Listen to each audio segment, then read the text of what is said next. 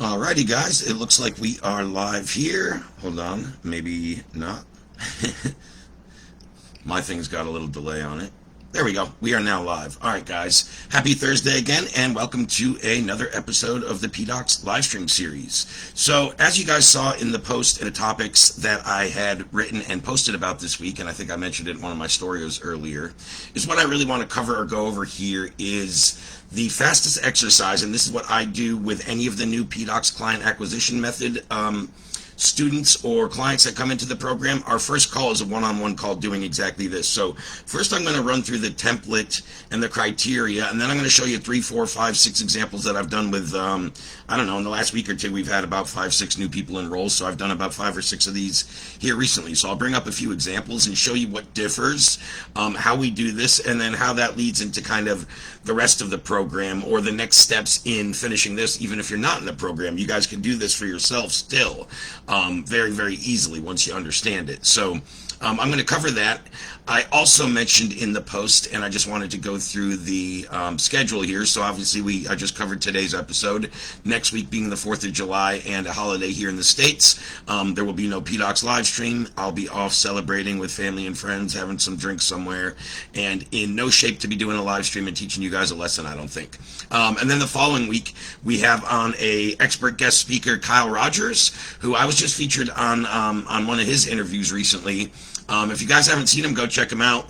I want to say he's got 10 or 11,000 followers. He drops some really good sales content in the industry, runs a pretty good agency, a solid agency himself, as well as masterminds, and he's just pretty big in the space, 2 Comma Club award winner, etc., etc. So I'll have more details as we get closer on the specific topics, but, you know, his background is sales, appointment setting, placing people in the business, a lot of things like I do at the sales lab, but he has just like a little different take on it. And it's always good to see other successful experts and how they've got there and some of the different systems and processes they use. So it should be a really great conversation.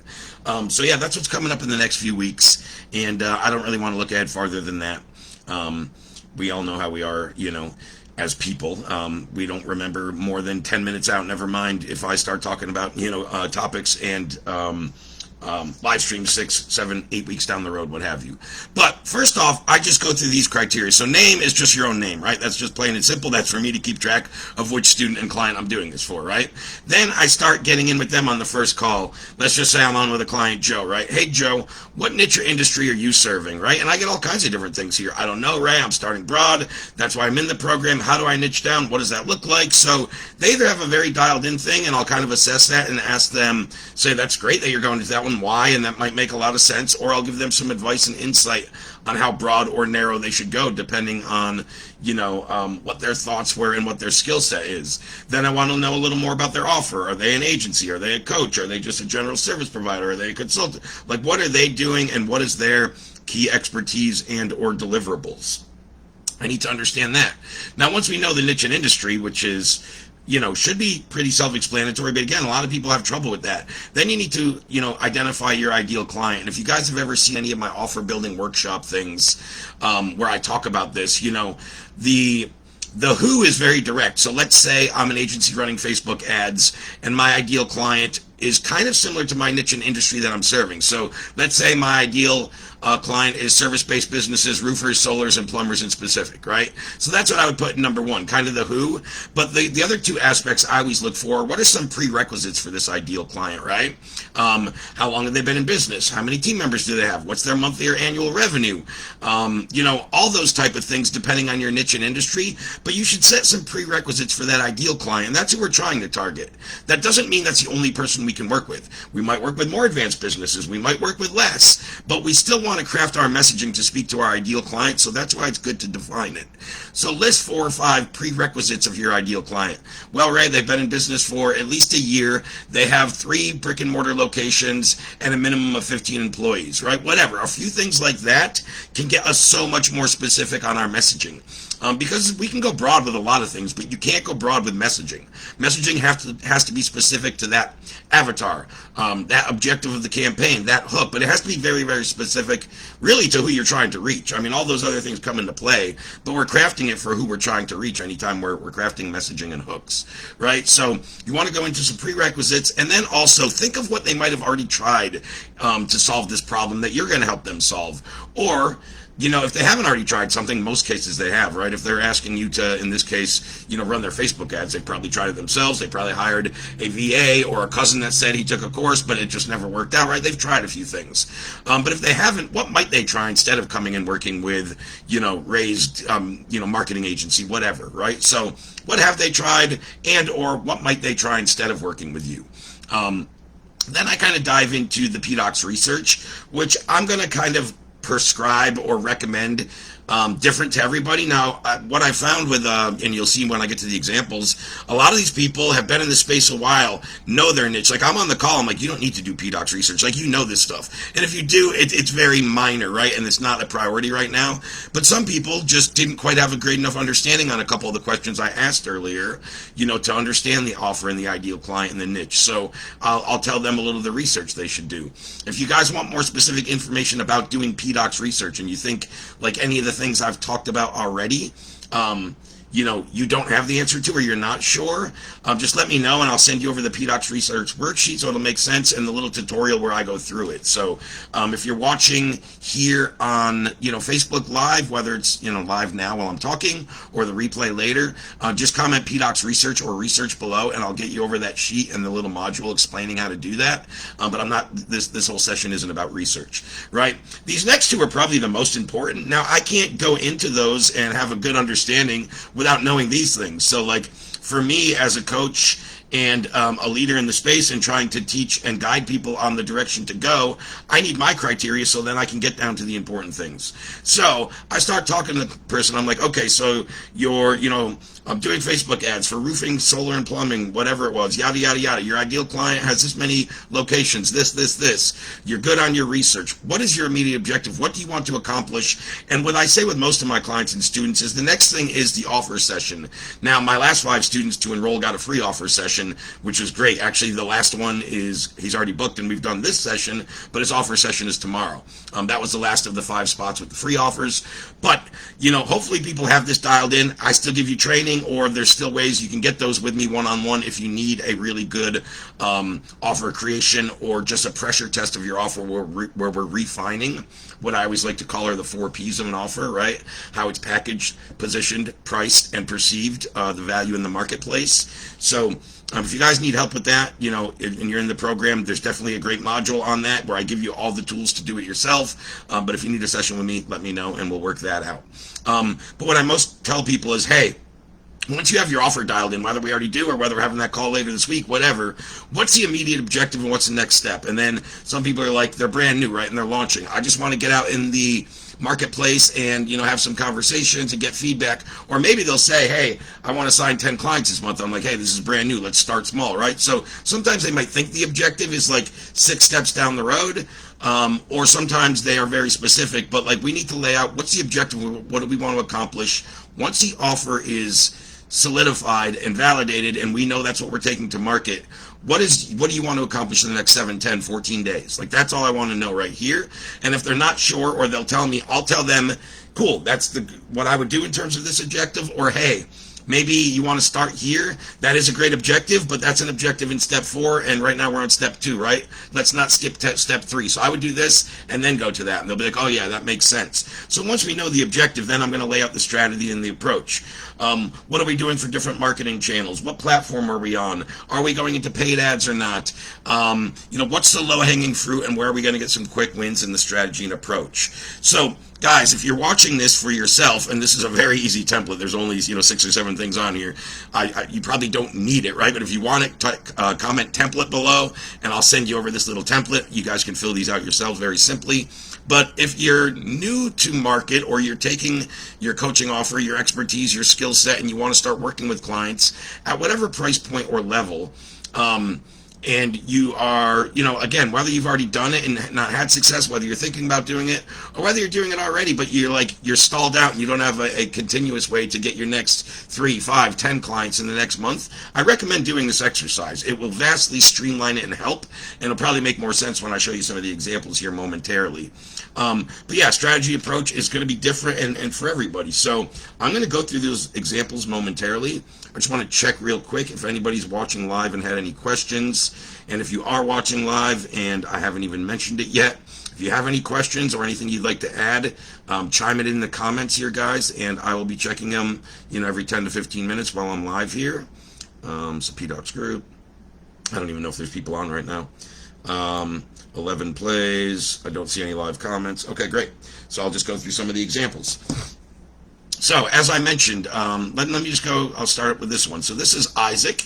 Isaac is targeting, and again, when he started, he was much more broad. We narrowed it down to this, and there was a very specific reason for that. But he wanted to go after 2 totally different niches. Excuse me. Blue collar, white collar. Just way different messaging, way different campaigns. So, I can see going after multiple niches where not everything has to change. But as I told Isaac, hey, if we want to go into that other one, right, and let's pick which one we want to start with, and let's talk about that. But if we want to go into the other one, let's nail this one first and get it rocking and rolling and monetized and profitable, and then let's build out messaging for that other campaign. But you're just going to overexert yourself when you're trying to hit too many areas and too many different skill sets or sophistication levels of audience with one particular, he still wants to do this offer regardless, but he wanted to take it to 2 different niches. So this one in particular is, what do you do, Isaac? I do database reactivation through AI and cutting-edge automated solutions. Right? Very simple. Don't overcomplicate these. You guys, you'll see in all my examples, these are going to be very short and to the point, because that's what this exercise is about. It's about simplifying it down to very specific, boom, this is what I do. You guys see this in all my offer things, and actually I think I might have did an example with Isaac's offer when I was going through the offer builder worksheet, and I first asked him the problem he solved, and he gave me a big paragraph. It's what a lot of people do. I'm not harping on anybody. I'm just saying the simpler you can keep this, and I guarantee you it's always condensed down to a sentence or 2. Maybe you don't think so. If so, send me over your offer. I'll give it back to you in a sentence or 2, almost guaranteed every time. It can be done. So just try to keep this simple and don't overcomplicate, right? But offer, ideal client. He had a couple prerequisites. We already know the who is the insurance industry, the mortgage and finance, right? Those are very similar. They're all a little different, but they're all white collar. They're all based around a lot of similar language is going to speak to them, as opposed to trying to go after those guys, as well as roofers and plumbers and electricians, which is totally different lingo, marketing, just everything changes, right? But prerequisites, he went and did some homework because he was having the offer call. So this was another one where I don't think he needed to do the research, so that's why I put none required.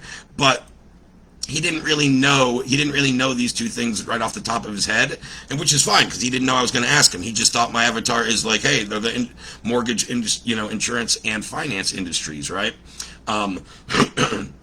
But again, the prerequisites, as I told him, and I went through how I just explained it to you guys a few minutes ago, and what might they have tried. So when he came to the offer call, he had that, right? What was your immediate objective now that we get this offer fleshed out? Well, I'm looking for client acquisition to build out an organic acquisition system off the start. As I mentioned to him, he didn't say this one, but before you can start to scale, you need to validate, and this is a new offer. So if he only has 1 or 2 clients and they just enrolled and he hasn't really had proof of concept or gotten them results, or if this is a new offer, we always want to validate the offer, meaning get your first 3 to 5 sales, and a couple of those should lead to results pretty quickly. And then by doing that, it's going to give us a lot more data and kind of interaction with the market, both in conversations, in marketing, on sales calls. If we enroll 3 to 5 clients, that means we're speaking to a lot more people prospecting and more people on sales calls. So we're going to figure out the messages and angles and hooks that brought in our ideal clients, which is going to help us scale this out in other avenues. Now, Isaac wanted to start out with, didn't really have a budget or didn't want to go into that right away. And I actually recommend that, especially for my PDOCS clients. I recommend building out organic systems, monetizing that, making them profitable, and then start going into paid when you're ready out of profit instead of out of pocket. So sure, I can tell you how to put together an ad budget and ad spend right now and start spending out of pocket. But I'd rather land you a couple clients organically, have a few $1,000 come in, and then start sinking some into ad spend, again, out of profit. So that's usually the strategy, but there are people that are ready now, and you'll probably see that in one or two of these cases. Isaac's case, it was going cold email, which he already has pretty good experience and systems set up, building out an organic and LinkedIn outreach, and hitting up his warm network, because his background is in this industry for the last 10 years, and that's almost the most common one people overlook, both when prospecting or trying to market or book sales calls for a new offer. A lot of times your warm market in your industry is either has those people or knows those people. You just haven't put it out there that like you're enrolling new people, or you would like people to refer this to their friends if they know anyone that can help. Like, there's a lot of times warm network is the low-hanging fruit, and I guarantee, I remember on almost all of these, I'll remember when I go through them specifically on the name, but I can pretty safely say in all of these, nobody said this themselves, and I had to add this or remind them or say, hey man, when we got down to here and we were talking about cold email and organic, I was like, hey Isaac, the industry you're serving, you said you had 16 years of experience, so don't you have contacts in a warm network and people who might know already is looking for this solution or this offer? He's like, hell yeah. I'm like, well, why don't we start there? Like, that's always the low-hanging fruit that people often overlook. So we will bring down Isaac's now, and let's go on to the next example. This is Tony. So Tony's niche and industry is roofers, HVAC, and med spas in particular. So she does a lot of home services. Med spa might be the only thing out of home services, but there's actually a lot of similarities, and anybody already running ads and campaigns probably knows what I'm talking about there. Her current offer: getting roofers and home service companies exclusive, consistent, predictable leads and additional jobs each month. Her ideal client, we just put the who down there because she was going to go have an offer call with me anyhow. She was dialed in on her research, and her strategy, this was the easiest one because Tony was one of the more established persons in terms of already has an agency delivering results, already has a book of business that she can go to with some of these new offers that she's now offering. Of these clients, already has people that are asking for the information. She had very good cold email already going, which her and I had a good one-on-one. She showed up to one of the PDOCS call. I think she was the only student that week, which was great. So we got to just sit there and go through her cold email, and she was performing very well. It was kind of funny with her. She's like, Ray, should I tweak this or should I change this or run a new one? I'm like, no, these are actually, like, you're getting more responses than I would have expected here. Like, this messaging is hitting. I was like, if anything, double down on this and kind of check the data from there. But her open rates and her response rates and her interest level was very good for cold email campaigns. So like when we went through, she already had everything pretty dialed in, so it was just refining the offer, which we had an offer call, and sign new clients. Like, that was her objective, and she's there, which was great. I love having clients that are right there. I also love showing people how to get there. So all they're doing is refining and signing new clients, right? That's great. And then when we talked about the strategy, like, she didn't need to do anything but hit her warm network and referrals in addition to the cold email she was already doing. I didn't list it for her because it's already part of her process. She's doing it daily. But she had mentioned, I think she had something like 27 roofers that either had already reached out to her about this or asked for more information. So I'm like, boom. All we have to do is refine your offer a little, which we're doing in a couple of days, Tony. And then you have 27 people already raising their hand asking. That's kind of your ideal, client in that niche. Let's just hit up those people, get on sales calls, and there's no reason we won't close deals. I know she had sent out 3 huge proposals, one to a company that was, I want to say, over $3 million in annual ad spend. She's also hitting the right people, right? That's what I'm talking about when we're doing this. Being this specific helps us dial in everything, so when the emails do hit, or the organic or whatever the messaging, you're actually talking to the right person, so you're not wasting your time getting to a sales call and then disqualifying, or getting on a sales call and figure out they don't have a budget, right? Like, we're finding the right people for these type of clients. Let's go through 1 or 2 more really quickly, and then I'll check if anyone is watching or has any questions. Sonia and I have worked on and off together for quite a while. Unfortunately, she's over in Australia, and our times don't always gel, so she's not able to attend all the PDOCS sessions that I think she would like. I actually would love to, and this is going to remind me to kind of reach out and message her to kind of follow up, because we built her out a nice little next steps, and she had a lot of foundations going. I'm curious to see with her what's happened in the last few weeks. But Sonia is in the relationship counseling niche and industry. That's who she's working with and serving. She offers an 8-week workshop, Relationship Mastery, with an in-person 1-day retreat. And she had to go do, at the time, this was kind of one of her homework assignments, which was I put it in parentheses and numbered it 1. So we did that, and then, build out that. Ideal client. We went into it like I would more specifically. She knew kind of the prerequisites, or we discussed them, but she was looking for long-term committed couples who feel their relationship isn't where it once was, or not at its full potential in terms of intimacy and their connection. They've drifted in multiple ways, in their relationship. They've probably already tried couples counseling, tried a connective hobby or, activity together. Let's go for walks. Let's do mini golf together. Whatever it is, right?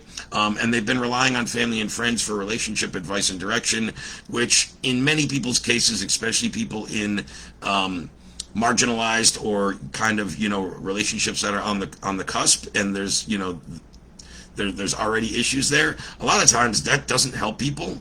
I've just noticed that personally. Like, there's only certain people I will ask and go to with important relationship advice. I don't ask all my friends and family because I don't think all of their opinions would be relatable, or they've, been through those situations. But, I think I talked to a good friend of mine, but he's a professional in this. Like, if I have relationship stuff, I'm going to talk to Richard, who is my buddy, who is a relationship specialist and coach. Like, I'm going to ask him probably more than I'm going to ask my family and friends, to be honest with you, because he has an outside objective. Although my friend, he's not connected to me in like a personal, I see each other every week, I go out to dinner, shoot the shit. He doesn't have any other, biases or implicit, objectives, perhaps, just to try to protect. Some people are just like, you want somebody that's going to be straight with you and that's been through it, or has coached people through it, or have had the experience, right? When you're going for this kind of advice, that's kind of what she's going. She knows her stuff. Like, there was no research. Like, talking to Sonia is great because she knows her stuff. I just help her condense it down. I'm sure she would agree with that statement. She kind of keeps it long-winded, and I condense it down. I think when we talked and we did this paragraph, this was probably like 8 paragraphs when she said it, and I was like, okay, let's try to condense that down. That's because she knows her stuff, and she gets excited and keeps talking about it. It's a good thing, but also when you're talking to your prospects, you just want to hit the talking points. Once you start going very broad, especially like in depth right off the start of your engagement with somebody, you're going to lose them. So streamlining this is so helpful in so many ways. Immediate objective. So these were her thoughts initially going in. I need to get ads going, and I need to get my targeting dialed in. And she was talking about our other company, Audience Lab, which we can certainly help with that. But I talked to her about her budget, where she's at financially, what she's got going on. And I was like, Sonia, based on that, I don't believe that's your best strategy for these reasons. Let's talk about it. And when we talked and decided and collaborated, she fully agreed that this would be a much smarter approach. And then once we get to profit, boom, go back to ads. But she was at a spot where she needs to make some sales, and she has the foundations to do it this way. And we even talked about, like, before you go to ads, we can just get you data lists, and we can start running marketing through cold email there, right? But like, you don't have to start with the ads. But she has a warm network. She has people she's had a very good professional career. She has a lot of professional connections, where I'm sure if she reached out to them with a very thoughtful email, something along the lines of, hey, whatever, Bob, great speaking. I know we worked together years ago on Project XYZ. Hey, curious if you have anybody, in your inner circle, or any family and friends that are currently kind of teetering in their relationship, because I now have this new offer, and I'd love to get results, and more so for people that I actually know in my inner circle. So I would love that, right? So like, just reaching out to people with something like that, it can be that simple, but everybody either overlooks it or just doesn't do it, right? Like, it's the simplest thing. Just get out there and do it. All this stuff is a contact sport. If we're not contacting people, we're not going to get results. We're not going to get conversations. We're not going to get calls booked, and we're not going to close deals, right? So warm network, cold email, which she already knows how to do. She has systems. She has a VA and a team member. If she runs out of places, we can get her data list. She knows ways to do that. She can utilize my organic strategies, or have her VA do that. So there's all these things we can do to land your first 1, 2, 3, 4 clients, and then get into the ads again.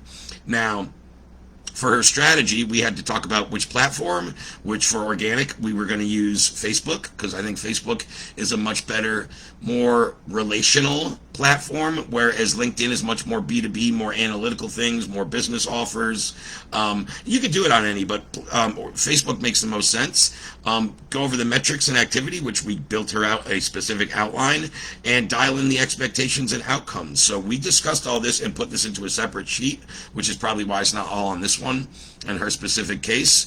But it was really about executing. So, by platform, it's like Facebook, then metrics. Okay, on Facebook, I need to send 15 friend requests, 10 new DMs, and post 3 times daily. Like, those are my metrics and the activity I need to do to start getting some organic going, right? Or cold email. What are the metrics? I need to be sending 500, whatever that number is per day, based on her list size and her capabilities within her email provider, right? I don't know.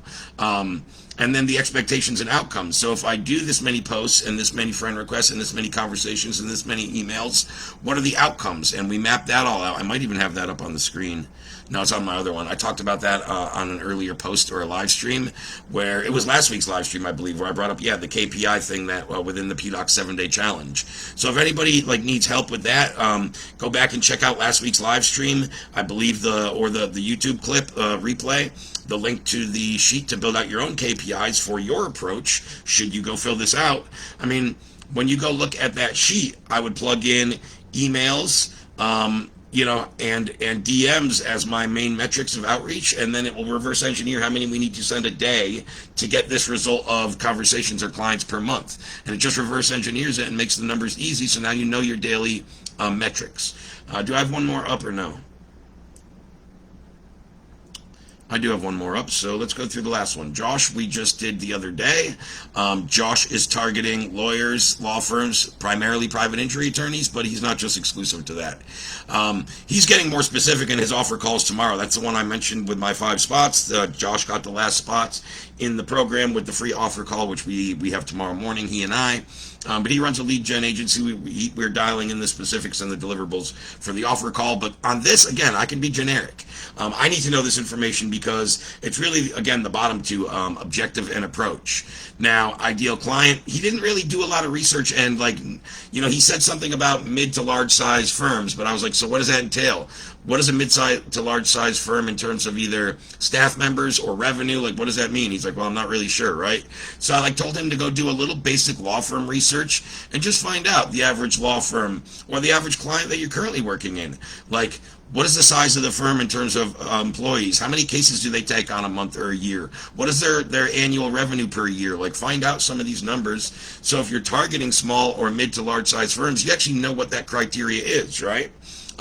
Josh's immediate objective, and Josh actually has a lot more built out and was more advanced than, I gotta say, a majority of people that come into my PDOCS program with where he's at in terms of skill set, acumen, revenue, existing book of business, how good his business is going. He's just now looking to accelerate, amplify, and get to the next level. But Josh is doing some crazy things. So he was one of the other ones with a much more established, we can get into stuff right away, which is why down here, I'll get to it in a minute, but you'll see in the strategy going into paid ads within the next 15 to 30 days is what I'd recommend for him. For his approach and what we're looking to accomplish and some of the challenges and what he wants to be doing, this is the one that makes the most sense. I don't know if you probably didn't see that in any other strategy or approach, because generally speaking, I want people to get deals organically first, and he very well might in this next 15 to 30 days before we do this, but it's not a prerequisite for him, and he's ready to turn on his ad budget. So that's the difference. But his immediate objective now that we're dialing in the offer is to build out the acquisition required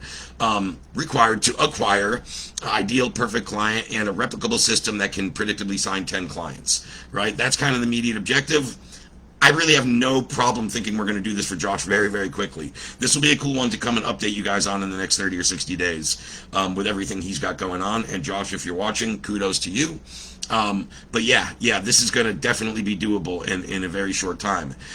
So what he's done to build his agency to a very good amount, I mean, he's doing like $50K a month in revenue as a kind of solo operation by just very direct cold calling on a very direct audience, and then he's focusing on replacing himself in that, and that's really his biggest challenge right now with how direct his approach is and with how much he's relying on kind of his relatability and contacting other people very much like himself. It's hard to replace himself in that aspect, and he can't just sit there and be digging up these people and digging up these contacts and cold calling at scale, predictably, while he's scaling past these 50K months.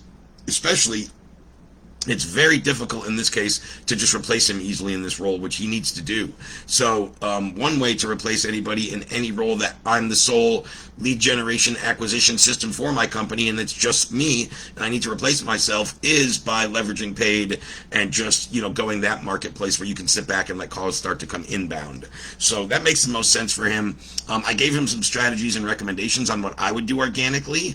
Totally up to him if he wants to. What I tell people is what I think will work best and what I think will complement everything else we're doing, and they're strictly recommendations and suggestions. It's your business, your profile, your brand. Always do what you think. And I say that to everybody. If you ever listen to every word in every coaching program, that just kind of means that you don't have any critical thinking. Like if my coach, and this happened to me in the past that we paid over $15,000 for, told me to do this and it felt wrong or against how I want to run my business, I would just say, yes, coach, no problem, and go do it. I'd think about it and be like, why is he saying to do this way? This doesn't jive with me. Then I'd think to myself, why doesn't it jive with me? And then that gives me the kind of wherewithal to go, okay, how do I find a better way? And that's what I would do. They would tell me to do something that I thought was kind of grimy or cringeworthy. We all know what that's like in these marketing space and certain strategies or things we're taught, right? And I'd be like, no, like, how do I make that cool and effective and relational and not grimy, right? And then I would refine it and do it better. So anytime, it's just kind of a sidebar there, but always use your own brain, and it's your own brand and your own company, and you still got to be you, right? Operate within your own core values and things like that, right? But I told him, in addition, focus on LI, LinkedIn, where he should slightly optimize his profile and slowly integrate business content into his LinkedIn strategy and profile, and then going paid within the next 15 to 30 days. So Josh is going to really expedite this process. But anyhow, those are just a handful of examples that I've done for clients. This is a very, very direct way how you can just dial in. And you might need a little help with like the objective and the approach if you're not, super familiar with this space. But I just gave you a bunch of different examples for a bunch of different people in different niches, different levels, with different incomes, with different resources. So, there's no way you can't see some common trends on how you could apply this to your own skill set and your own business. So hopefully that's helpful, guys. I'm going to go one last time and just check the group and see if there's any questions or anything going on here. Doesn't look like there is, but take a look.